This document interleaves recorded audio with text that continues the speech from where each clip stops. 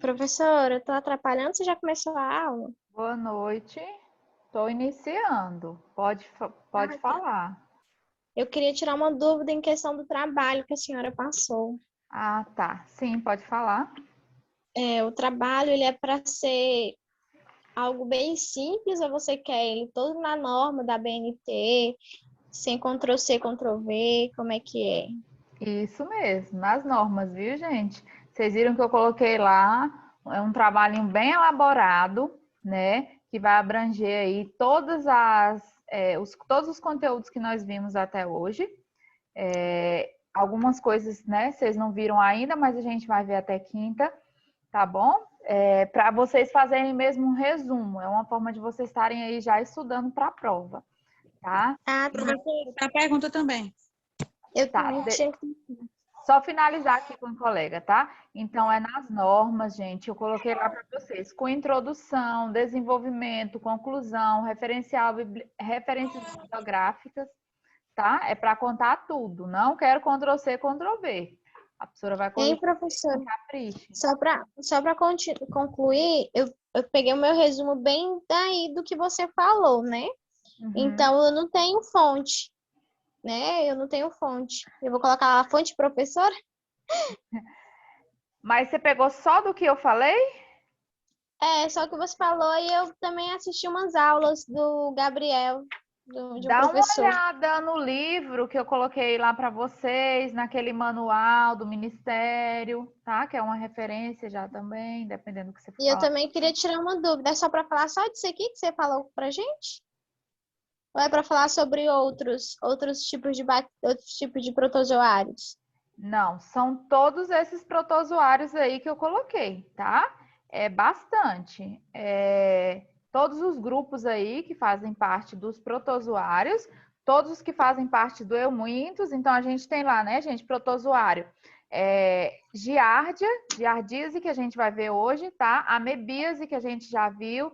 Leishmaniose, chagas, né, que a gente vai finalizar hoje também. Malária e toxoplasmose. Então, todos esses fazem parte do grupo dos protozoários, tá? Aí eumintos, que é o que a gente vai ver, né, até o final aí da semana, que é esquistossomose, teníase, cisticercose, ascaridíase, enterobiose. Então, assim, além dos artrópodes, né, que aí os artrópodes ficou para vocês verem mesmo no trabalho. Então, é muita coisa, Tá bom. certo? Mais alguma dúvida referente ao trabalho? A outra colega que queria falar? Deixa eu ver, tem alguma coisa aqui. Peraí. Ei, professora, essas Ah, doenças, elas são transmitidas de pessoa para pessoa através de material biológico? sim, pode ser transmitido sim, através do sangue, tá? Através do sangue, através da amamentação, como a gente viu na sexta, né? A doença de Chagas, ela pode passar através de material biológico, através de transfusão sanguínea, através da E, e, amamentação, tá?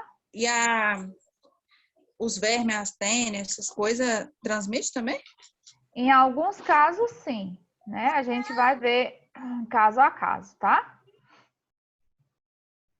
Tá Mais bom. alguma, mais alguma dúvida? Professora, Oi. sobre o trabalho ainda. O trabalho é literalmente fazer um resumão de todas as coisas que a senhora está falando aqui, né? Todos os conteúdos. Isso. De tudo que a senhora está falando aqui, É, de cada tema, no caso, né? Tá protozoários, citado. eumintos e artrópodes, né? Que são as Isso. principais classificações aí que nós temos dos parasitas, né? E aí vocês vão ver as doenças, aí como eu coloquei lá para vocês, né? Em doenças vocês vão falar a forma de transmissão, a profilaxia e o tratamento, né? Principais sinais e sintomas, vão descrever o conceito, né? Aí da patologia, tá? E aí falando assim sobre cada patologia, conceito, sinais e sintomas, vetor, a forma de transmissão, tá? Para abranger tudo. É um resumo comparativo, para vocês saberem diferenciar principalmente, gente, a patologia, tá? Que o que eu quero que vocês mais entendam é isso, né? Na malária, qual que é o vetor, como que é a forma de transmissão, né? Como a gente viu na sexta. Quais são os sinais e sintomas, né? Qual é a forma de tratamento, qual que é a profilaxia. Então, em todas as patologias aí, vocês vão separar assim, tá? Para vocês ir comparando o que tem em um, o que não tem na outra. O quadro comparativo é nesse sentido. Certo? A colega colocou aqui que se eu teria algum modelo para disponibilizar. Gente, modelo, não entendi bem a sua pergunta. Como seria o modelo? Trabalho normal, né? Com introdução, com desenvolvimento, onde você vai falar das patologias. Acredito que eu deixei bem explicadinho lá para vocês, né? Lá onde eu postei o trabalho, está falando direitinho. Vocês vão falar sobre cada patologia, os principais sinais e sintomas, o vetor, forma de transmissão. É isso. Professora, lá tem explicando quais são as doenças que para a gente pesquisar, né?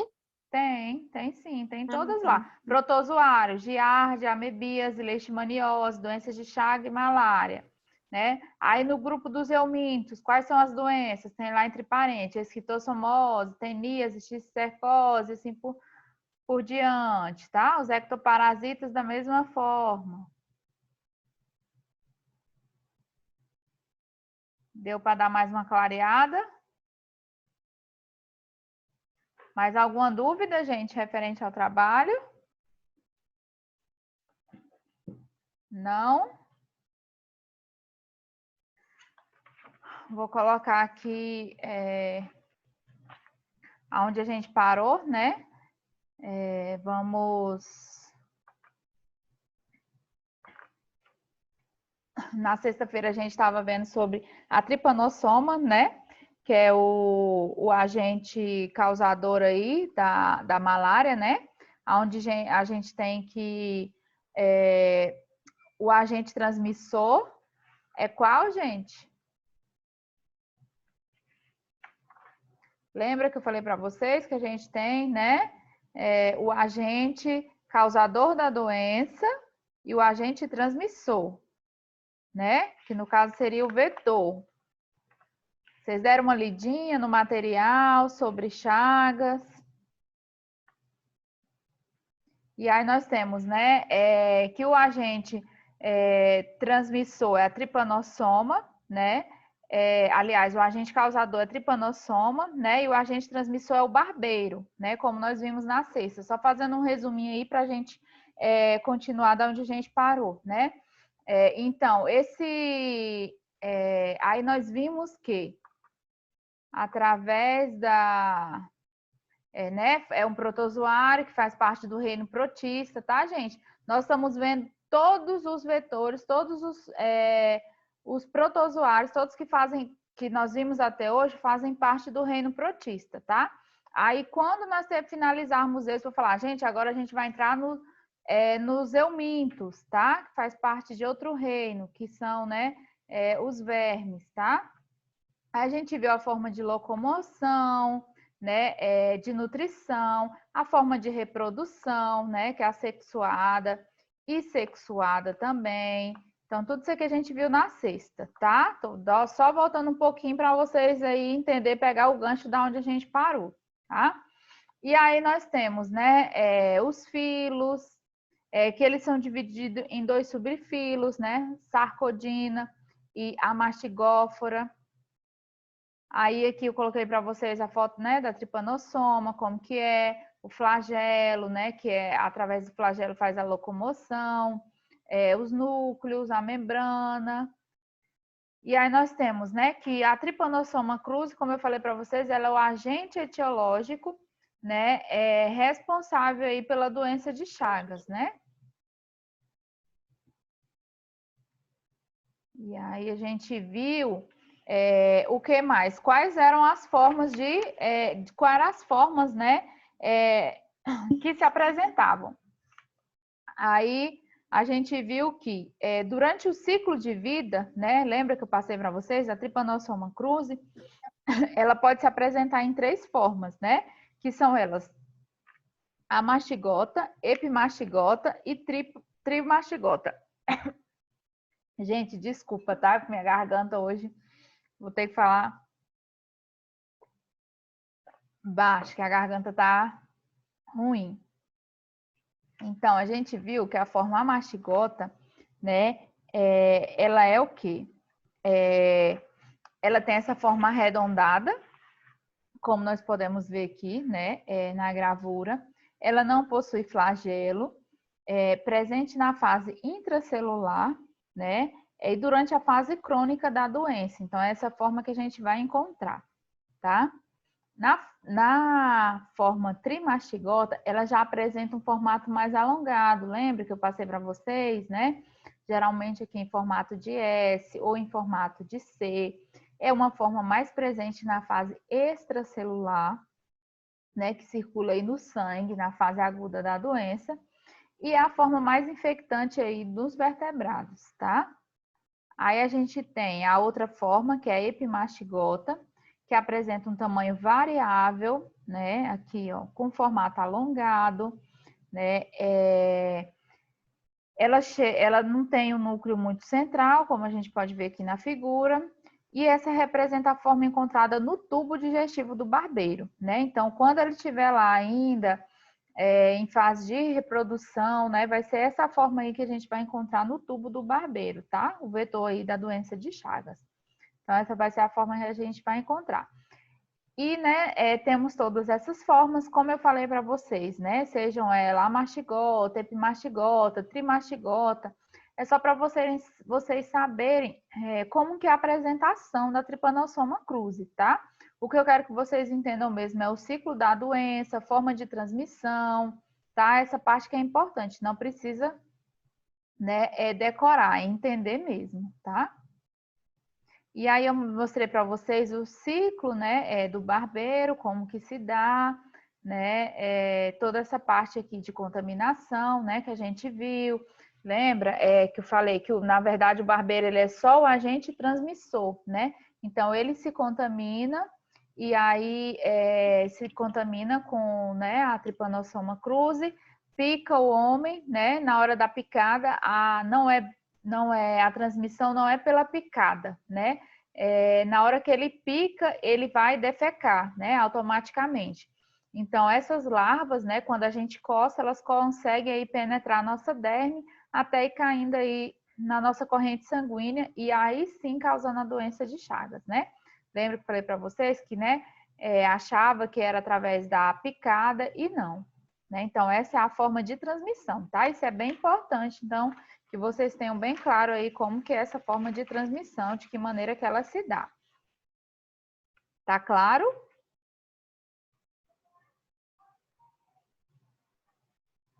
Tá. Aí, tá? Qualquer dúvida, podem Sim, falar. professora.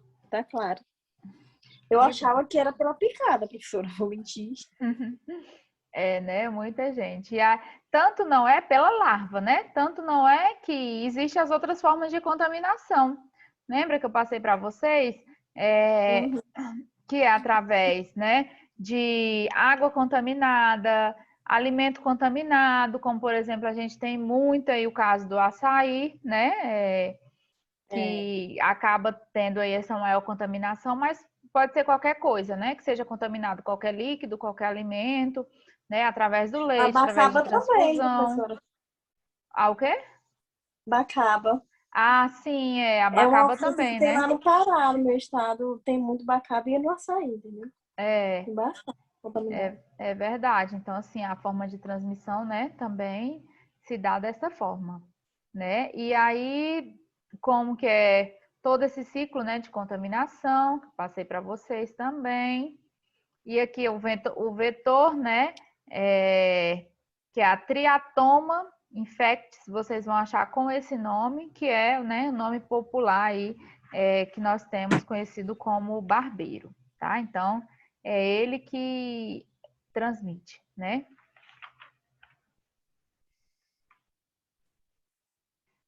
E aí, como que se dá, né? Como que se dá? A gente parou nessa parte aqui da patogenia mesmo, né, em si. Como que é a doença de Chagas?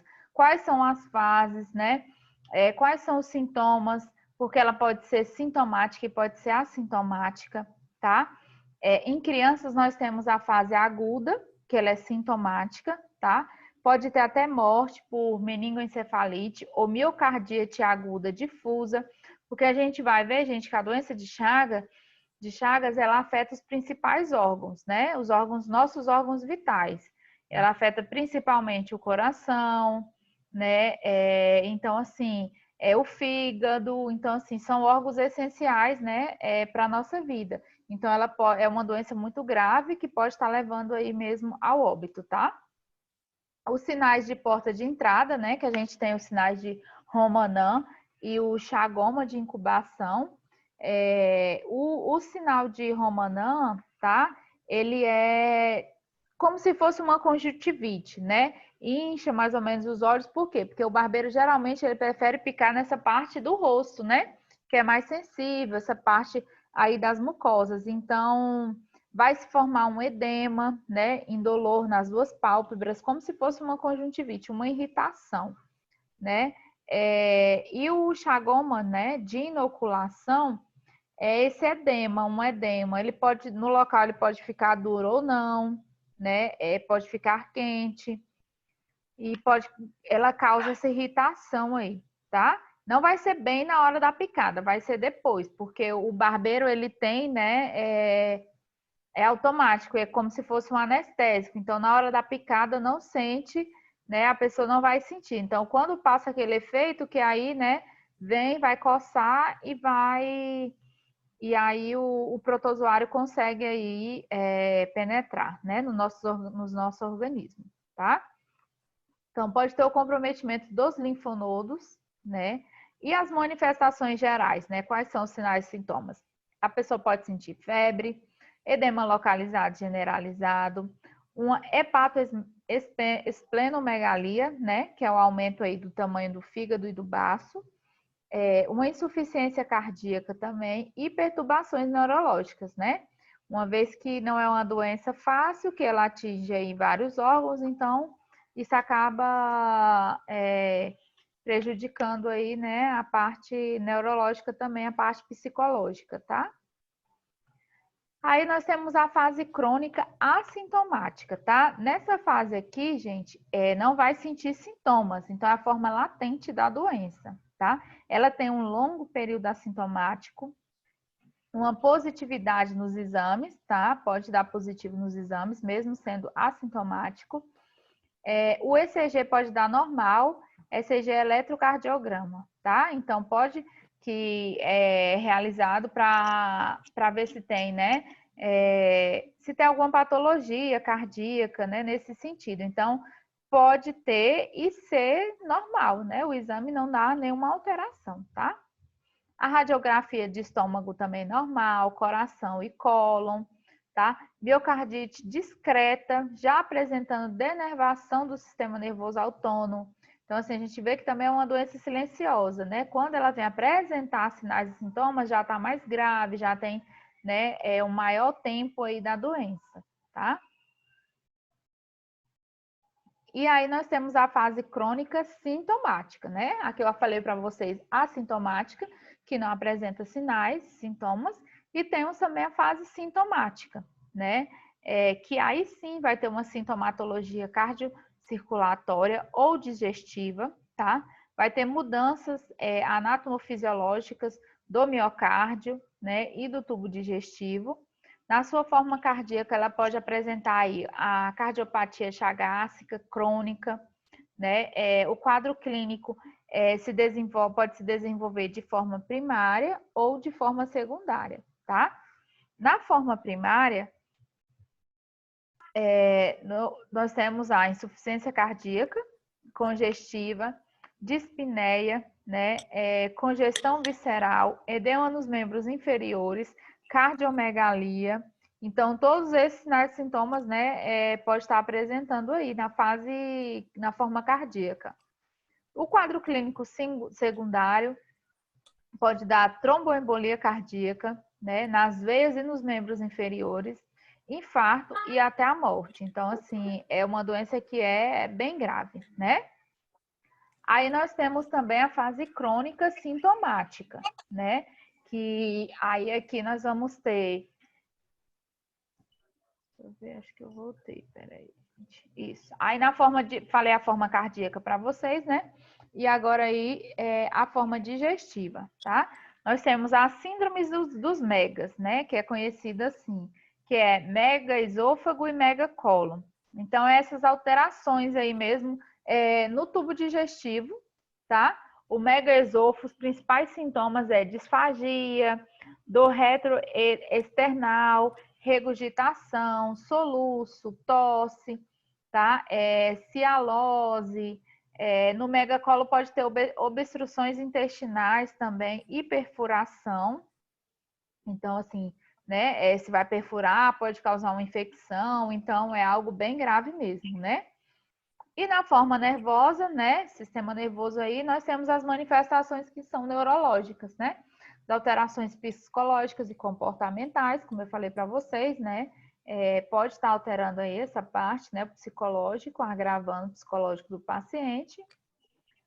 E de forma transfusional, né? Ausência dos sinais de portas de entrada aí, no caso, nós temos. Ou seja, não apresenta sinais e sintomas clínicos, né? Nesse período aí de incubação, tá? Nessa fase aí transfusional.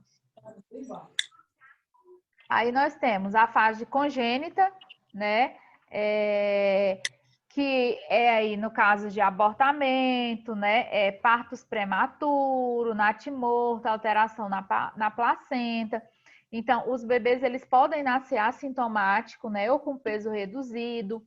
Pode apresentar aí inúmeros graus de complicações, né? Como hepatoesplenomegalia, tá? Abdômen distendido, sinais de insuficiência cardíaca também. Então, assim, é bem grave, né? Por isso que a mãe que tem a doença de Chagas, ela não pode amamentar, tá? Por conta aí, e também o parto não pode ser de forma natural por conta da transmissão, tá? Que transmite. Os imunossuprimidos, né? Nós temos aí a reativação, tá?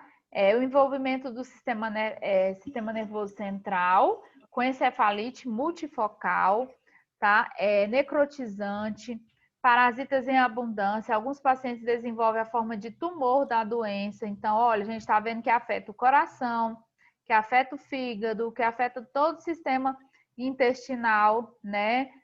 Neurológico também, né? Então, é uma doença bem grave, né? Pode ocasionar tumor, né? O diagnóstico é diferencial com toxoplasmose também. Então, olha, tá vendo aqui? Aqui é o sinal de Roman, né? Romanã, que eu falei para vocês, que é a face edemaziada, tá? Olha, os olhos ficam parecendo aí mesmo a conjuntivite, né? Fica irritado aí de início, lacrimejando, tá? E aqui a gente tem, né, o vetorzinho que é a tripanossoma. E aí nós temos, né, como que é feito o diagnóstico, né, dessa doença, dessa patologia. Ele pode ser na fase, pode ser clínico, né, ou laboratorial, esse diagnóstico. E aí nós temos que na fase aguda, né, pode ter a pesquisa direta através do exame de sangue, tá? Ou indireta, através de hemocultura ou inoculação em animais de laboratórios também, aí pesquisando, né, esse tipo de parasita. Isso na fase aguda da doença, a gente vai diagnosticar dessas duas formas, tá? Já na fase crônica, a pesquisa é indireta do parasita, tá? Então, são métodos sorológicos através de diagnóstico, tá? De RIF, ELISA, reação aí. Então, são exames, esses tipos de exames, tá? Exames biológicos mesmo, que vai conseguir aí tá identificando se tem o vetor ou não. Aí nós temos a zoonose, né, que é a transmissão aí entre os animais também, né, que tem. Temos a transmissão por fezes de triatomídeos, né, a maior importância epidemiológica. Então, triatomídeos, tá, gente, é o barbeiro, né? Lembram lá? Então, através das fezes, né, do barbeiro, contaminado com a tripanossoma, né? Aí nós temos a transmissão para o homem pela modificação ou destruição do ciclo silvestre, né? Zoonose rural para periurbana e urbana, então pode estar tendo essa transmissão, né? Como a gente vê que hoje já é mais comum, né? O ciclo silvestre, através do tatu, gambá, ratos e triatomídeos silvestres também.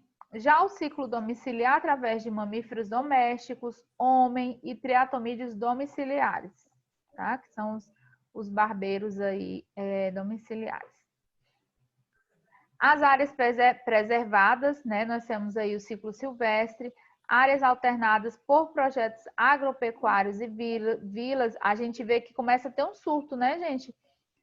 Principalmente aí pela questão do desmatamento, né? Então, você tira o habitat natural, né? Você mexe aí em todo um ecossistema e aí eles vão começar a migrar para algum lugar, né? Aí começa aí ou para a zona urbana, né? Então, começa a ter essa migração de um habitat aí para outro por conta mesmo dessa, né, destruição mesmo que o homem acaba ocasionando, né? A prevalência vai depender dos hábitos da população, o tipo de moradia, né? A gente vê que geralmente fala que em casas, né, de pau a pique é mais comum ter, né, esse tipo de vetor. Por quê? Por conta da moradia mesmo, né? Ser mais precária, ter ali a falta de saneamento, então falta educação em saúde, falta mesmo ali de qualidade de vida, de moradia. Então acaba que essas pessoas elas estão mais propícias, né? Essa população. No Brasil, as regiões mais comuns é no sul, São Paulo, Minas Gerais, Goiás e Nordeste, tá? Os triatomídeos domésticos, né? Nós temos eles aqui nas suas fórmulas e temos os triatomídeos silvestres também. Então, tem os domésticos e tem os silvestres, tá? E aí, como eu falei para vocês, né? Ela é uma doença endêmica em 21 países da América Latina, né? Já teve, então, é uma endemia. Então, 6 milhões de pessoas infectadas na América Latina. É muita coisa, né, gente? 70 milhões de pessoas no mundo estão em risco, né, aí de contrair a doença. E a cada ano morre 14 mil pessoas. Então, é uma doença que mata muito, né? Que é grave. Por isso, a importância da gente saber a forma de transmissão, né? Quais são os sinais e sintomas, qual a profilaxia, tá? Isso é que eu quero que vocês gravem, né? E aí nós temos que como que pode, né, ser feito o controle? Como a gente pode diminuir esses números, né? Porque a cada ano morre 14 mil pessoas. Então, é um número muito alto, né? De que forma que a gente pode estar tendo aí esse controle, né? Essa melhoria. Então, melhorando, né, as habitações rurais, melhorando aí mesmo essa parte da moradia, né, ter uma moradia de qualidade, extensão das informações aos moradores rurais, né, melhorias aí dos anexos também, que tem, né, em fazendas e nesses alojamentos, como os chiqueiros, galinheiros, né, então, assim, currais, então, tá fazendo essa melhoria para estar evitando aí, né, esse tipo de patologia. Combater ao barbeiro, né, controle no doador de sangue, por isso que a gente pede vários exames para não correr o risco, né, de ter a contaminação através da transfusão sanguínea. Controle da transmissão congênita também, né, através aí mesmo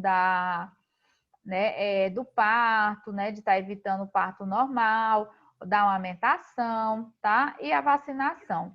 Então, essas são as formas aí, né, da gente tentar estar evitando, né, com que a gente pegue. Então, por isso que a gente fala que as pessoas, né, as classes sociais mais baixas, elas estão mais propícias a ter mais doenças parasitárias. Por quê? Porque é uma população que está, né, em maior risco, então não tem uma qualidade de vida, não tem um saneamento básico, né, não tem uma moradia adequada, acabam se contaminando, né, ficando mais expostas aí ao risco, tá? de estarem contraindo aí essas patologias.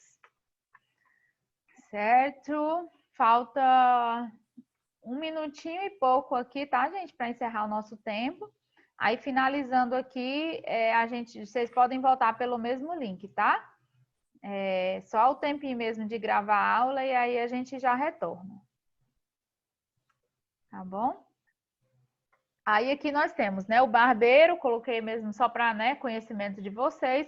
Vocês vão encontrar, né, dessa forma, que a gente viu lá em taxonomia. Lembra a ordem, os filos, o gênero, né? Então, o barbeiro, ele está dentro da ordem Hemiptera, né? É a família Triatomídeos.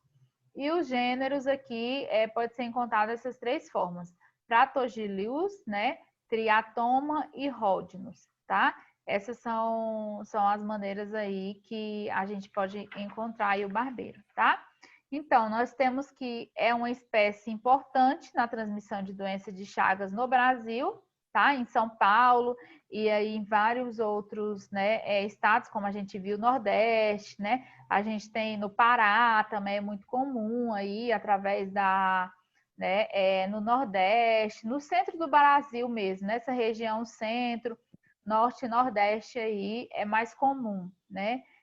Esse tipo de contaminação, né, do barbeiro aí, tá? Então, a gente tem que ela é uma espécie semidomiciliar, né? Presente aí na região Nordeste, centro do Brasil, regiões mais quentes, né? Regiões que estão o habitat, tem um habitat, então estão mais propícios aí a esse tipo de contaminação.